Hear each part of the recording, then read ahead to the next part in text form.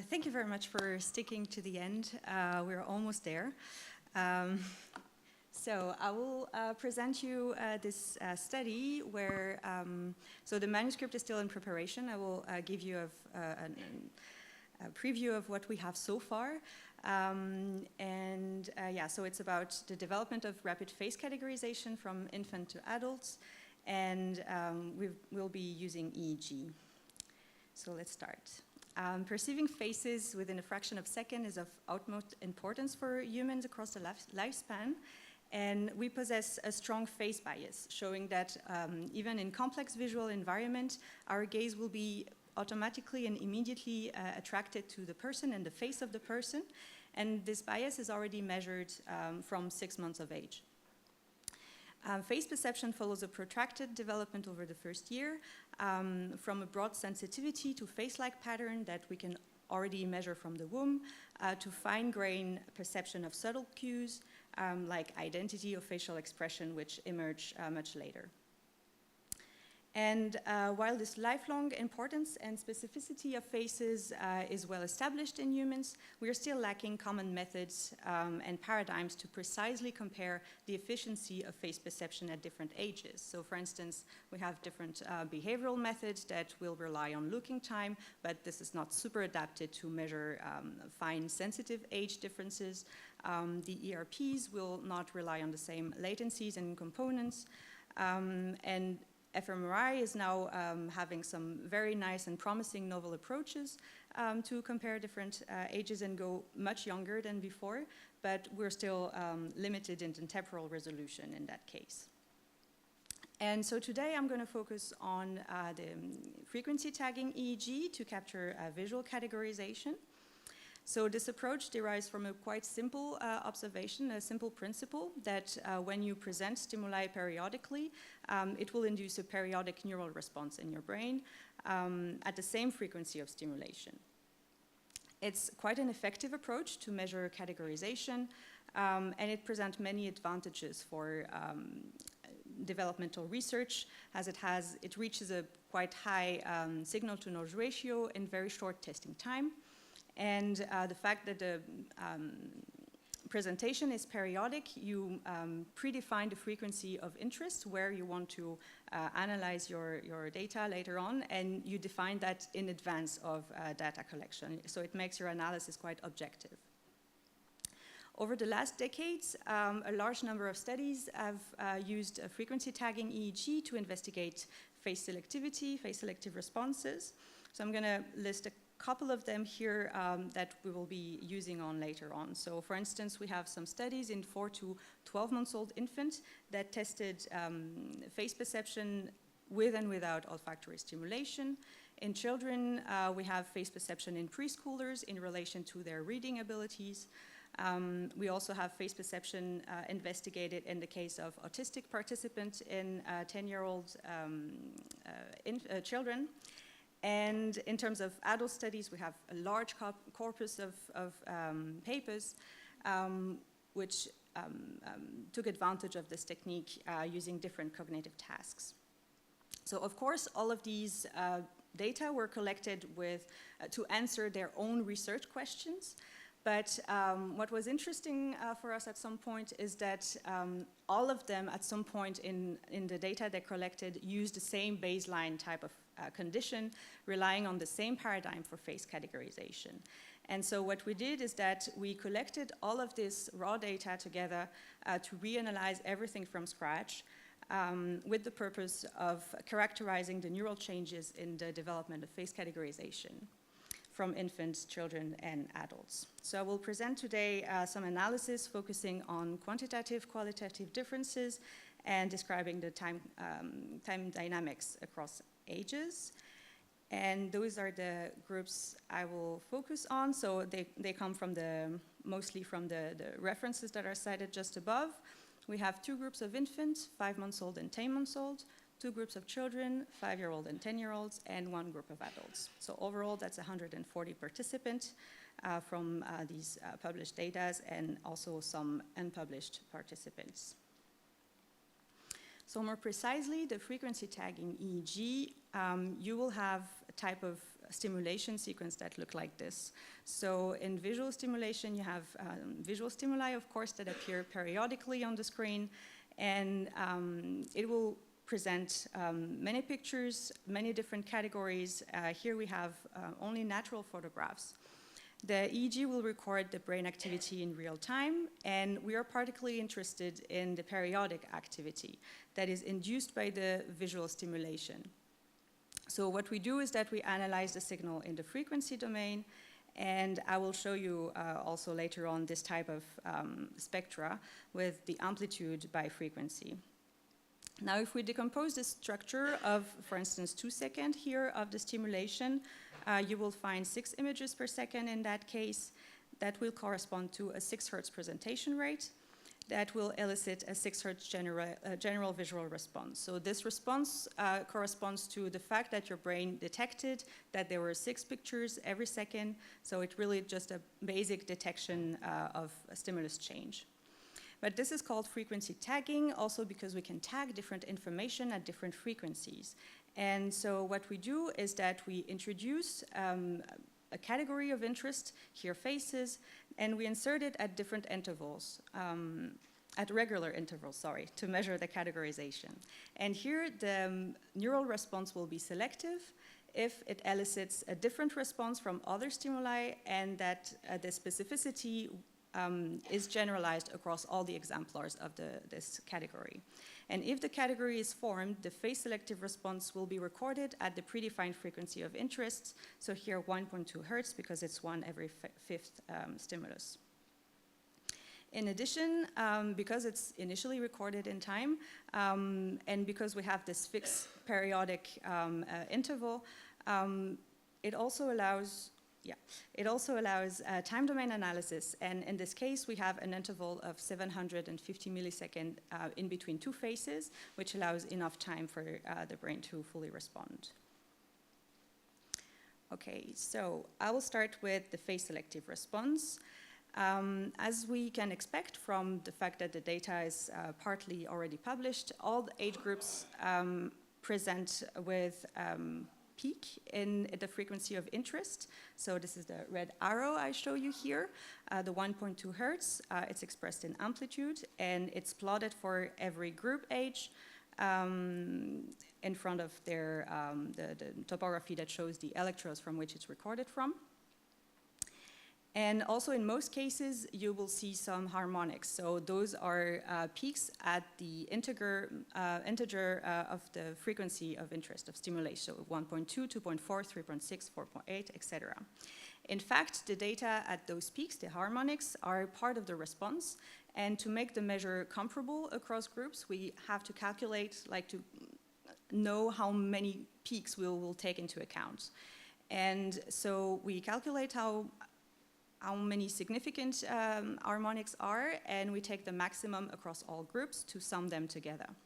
So we found that it was distributed up to 22 harmonics, and we summed that together to make this comprehensive response, and now we can compare them having the same amount of data for everyone. So here I show you the topographies. They are from the back of the head.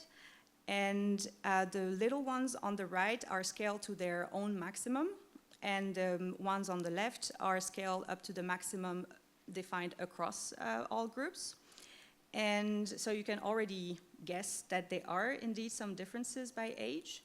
And when we have the distribution of the amplitude, the analysis showed that the 2 groups of children have actually the highest amplitude response.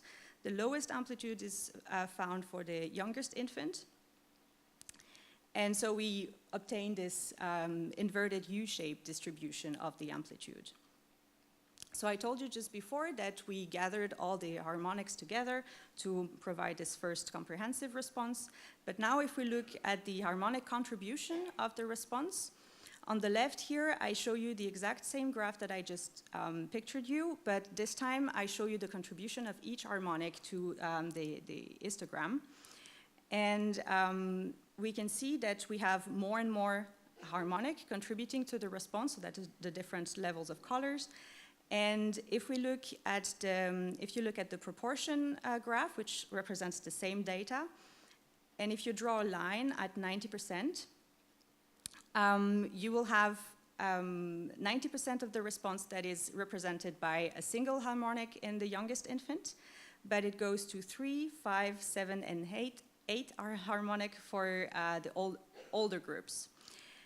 And those are group data, but if we look at the individual data, we will observe the same linear increase. So this time you have, for each individual within each group, how many significant harmonics are found per individual, and you have really this increase from around 1 that we have also with the group level to almost 10 in adults individually. Okay, so I told you also that we can explore the time course of the response. Because we have this onset of the face appearing within the stimulation, and you have to keep in mind that this is not exactly like ERPs, which are absolute responses. Here we have a continuous flow of stimuli, so it's already a differential response. What we measure is already what is different from anything else that appears within the sequence. And in line with the frequency results, we have significant responses at all ages. So that's the black line below each graph that represent the time window of significance.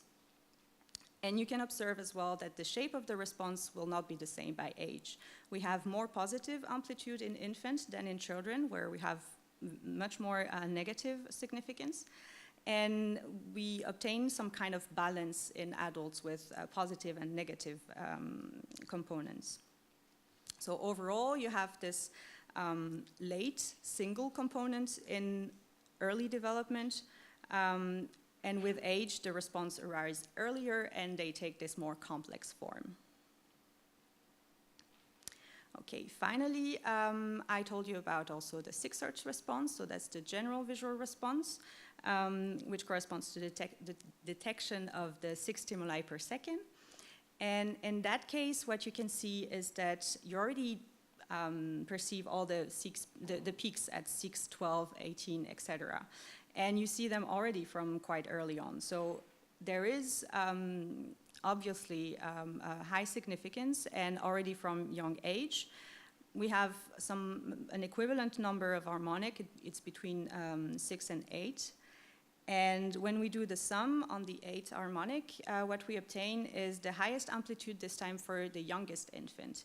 And we follow this linear decrease with age, where the amplitude equalize between children and adult, the 10-year-old and the adults. Looking at the contribution of harmonics, it follows a similar pattern, much more stable, but that we have with the face response, and much less variation by age. And already something quite complex in infants, since we already have like many harmonic contributing to this 90% of the response. So to sum up, we measure notable changes with age. We start from this quite weak neural activity in infants that gain quite rapidly amplitude.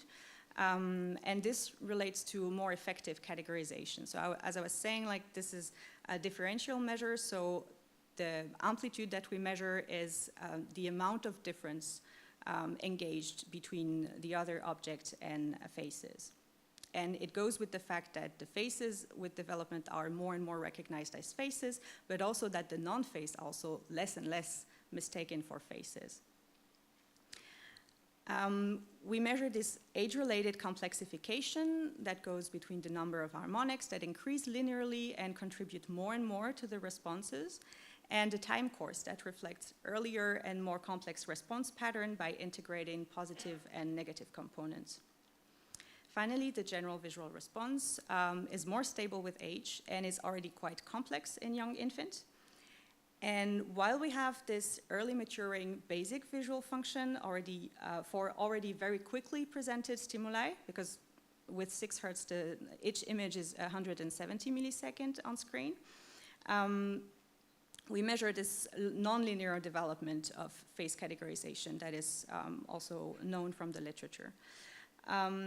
It may be partly due to morphological factors. So the skull thickness is one that could explain, for instance, the higher amplitude in children compared to adults, but this cannot fully account for all the changes that we measure, considering that the infant has a smallest face response, but they have the highest general visual response.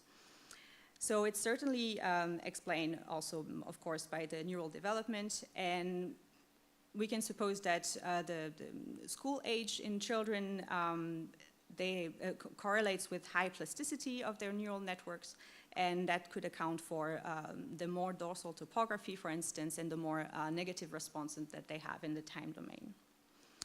So I will finish here for today, and I thank you very much for your attention. I also want to thank my collaborators in this joint effort in this large study, and I present also the funding sources, past and present.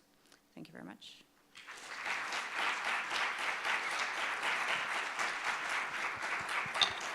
Thank you so much for the talk. Now for questions, over there.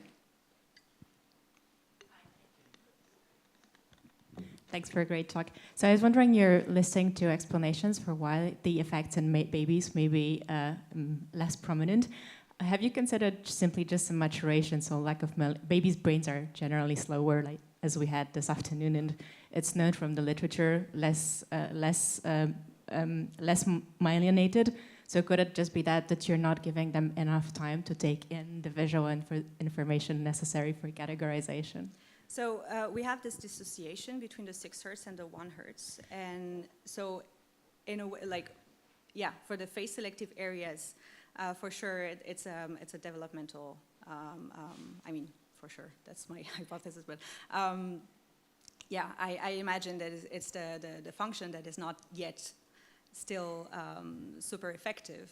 Sorry, can I just, yeah. The fact that you get 6 Hertz could be just that the luminance changes and that's what triggers 6 Hertz, so that may have nothing to do with processing of the content of the image.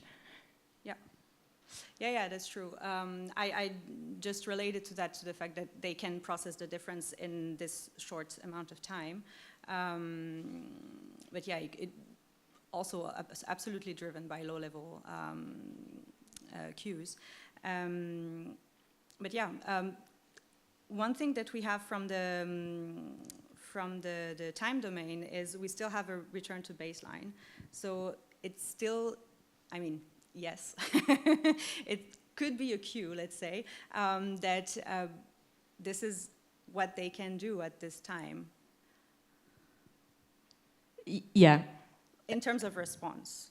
Cool, thank you. That goes, of course, with the short presentation time. Yeah, no, I find this all very interesting. I just wonder whether, how much does it tell us about categorization or some lower level processing of lower level features that are prominent in these pictures. But yeah, thanks for...